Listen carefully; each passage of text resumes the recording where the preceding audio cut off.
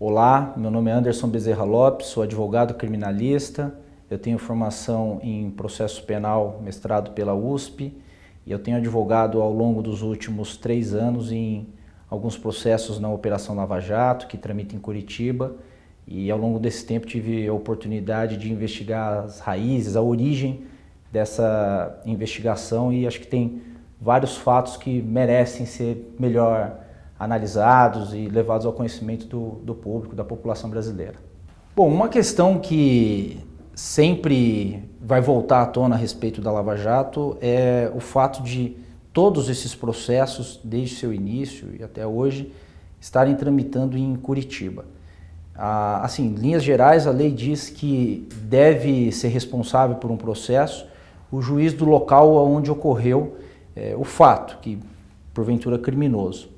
Nos processos da Lava Jato, que a gente vê desde o início, isso daí sempre espantou quem atua na operação, é que absolutamente nada ou pontualmente alguma coisa aconteceu no estado do Paraná. A maior parte dos fatos que sempre foram noticiados pela imprensa ocorreram nos estados de São Paulo, eventualmente Rio de Janeiro ou Pernambuco, mas nada no estado do Paraná. Então, qualquer pessoa que conhece um pouco da lei brasileira, e isso daí não é uma jabuticaba, isso em todas as grandes democracias, sabe que deveria estar investigando todos esses casos aí, os juízes locais onde os fatos ocorreram. Mas isso não acontece na Lava Jato. E alguns dados são interessantes para demonstrar o quanto que isso revela uma ilegalidade, né? A Lava Jato, a gente conhece ela, o grande público, a partir de fevereiro de 2014, quando foi deflagrada a primeira fase da operação, né? Mas ela iniciou muito antes, em 2006, mais precisamente no mês de julho. E naquela época, a investigação ela começou para investigar o falecido deputado federal José Janene. Como boa parte do público sabe, um membro do Congresso Nacional só pode ser investigado, só pode ser processado perante o STF, jamais por um juiz de primeira instância. Então aí a gente já tem uma primeira ilegalidade gritante no que diz respeito a um juiz conduzir um processo não sendo competente para isso. E só para abrir um parênteses, isso para um leigo entender de maneira mais clara, quando o Ministério Público escolhe o juiz onde ele quer tocar uma ação penal, tocar um processo para investigar um crime, é como você paga a orquestra, você escolhe a música, né? Mais ou menos nessa lógica. Então, por que escolhe um determinado juiz e não deixa que o processo corra perante aquele que seria o juiz competente de acordo com a lei? Porque aquele juiz talvez mais simpático às teses, mais simpático à versão que o Ministério Público tem a apresentar sobre os fatos. Quem ganha com isso? O Ministério Público. Quem perde? A sociedade, perde a Constituição, perde a lei.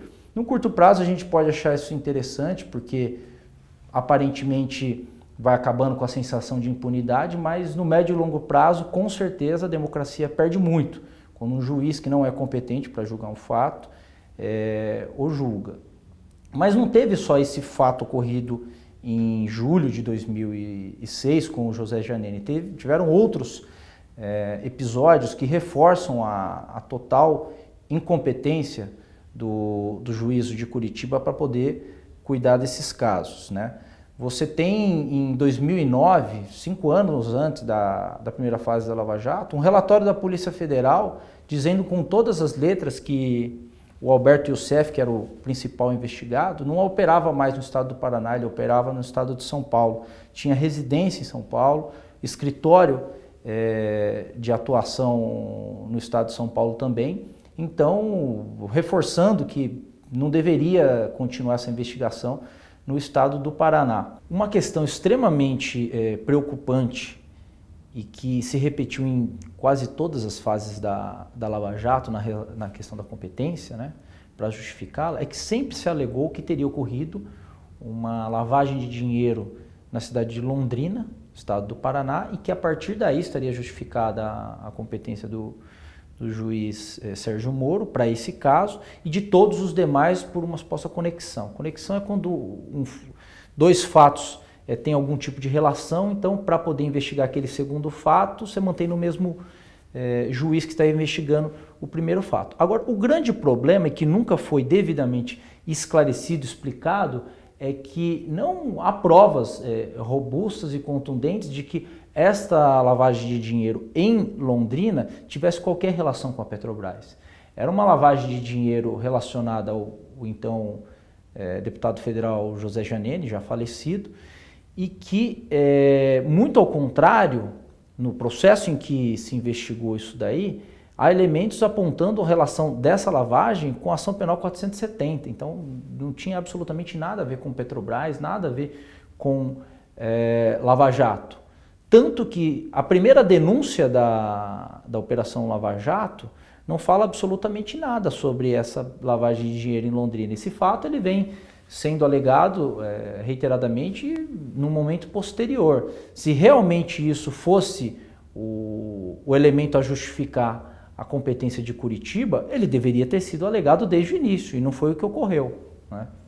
Por que não fizeram isso, não alegaram isso desde o início, né? É uma dúvida que paira no ar e até hoje não foi respondida pela Lava Jato.